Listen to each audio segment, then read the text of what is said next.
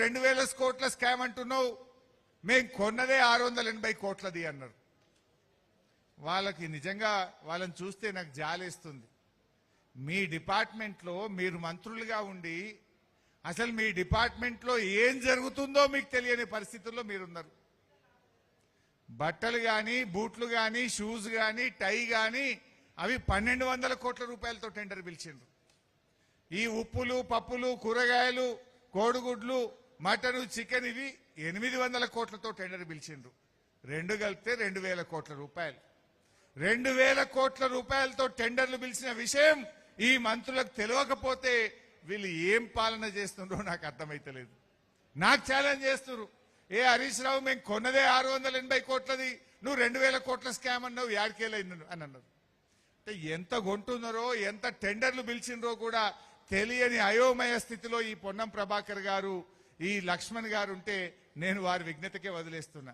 నాకు ఛాలెంజ్ చేసి నువ్వు రాజీనామాకు రెడీ అని, నేను రెడీ, నేను అనగలుగుతా. కానీ స్కామ్ చేసిన వాళ్ళు మీరు కాదు. ఆ డిపార్ట్మెంట్లో ఏమైతుందో మీకు తెలియదు. ముఖ్యమంత్రి మొత్తం టెండర్లు పిలిచి మింగుతా ఉన్నాడు.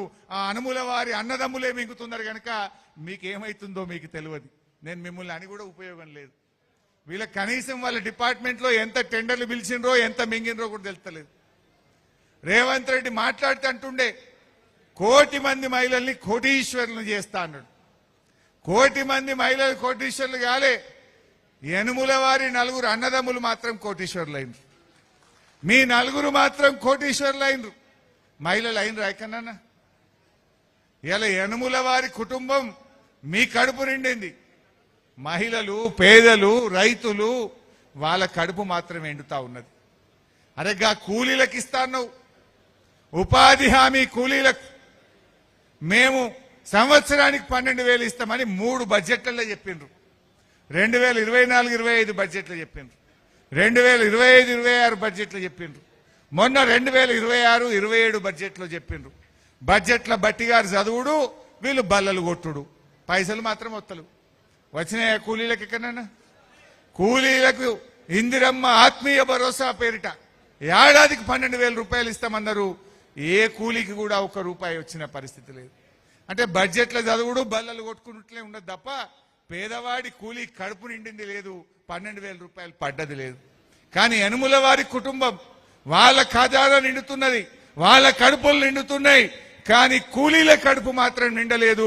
ఇందిరమ్మ ఆత్మీయ భరోసా 3 ఏళ్లైనా కూడా ఇప్పటికీ అమలుకు నోచుకోని పరిస్థితి. ఆ బడ్జెట్కో విలువ ఉండాలనా వద్దా?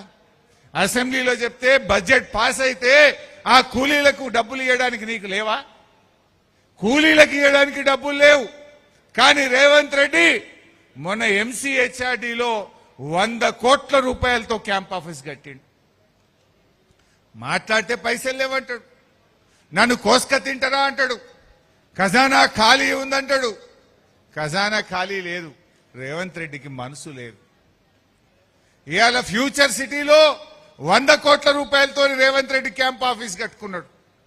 MCHRDలో 100 కోట్ల రూపాయలతో క్యాంప్ ఆఫీస్ కట్టిండు. సెక్రటరియట్ లో కోట్ల రూపాయలు ఖర్చు పెట్టి వాస్తు కరెక్షన్ చేసిండు. పోలీసుల కోసం కేసీఆర్ గారు పోలీస్ కమాండ్ కంట్రోల్ రూమ్ కడితే అందులో ఒక క్యాంప్ ఆఫీస్ కట్టుకున్నాడు.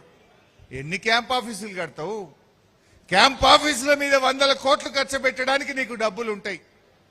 మెస్సీతో ఫుట్బాల్ ఆడడానికి 100 కోట్లు ఖర్చు పెట్టడానికి నీకు డబ్బులు ఉంటాయి. అందాల పోటీలు నిర్వహించడానికి 100 కోట్ల రూపాయలు నీకు అందుబాటులో ఉంటాయి. వేరే రాష్ట్రాల్లో ఎన్నికలు జరిగితే 100 కోట్ల మూటలు పంపడానికి నీకు డబ్బులు ఉంటాయి. పేపర్లలో ఫుల్ పేజ్ యాడ్లు, జాకెట్ యాడ్లు తెలంగాణలో, దేశంలోని అన్ని రాష్ట్రాల్లో.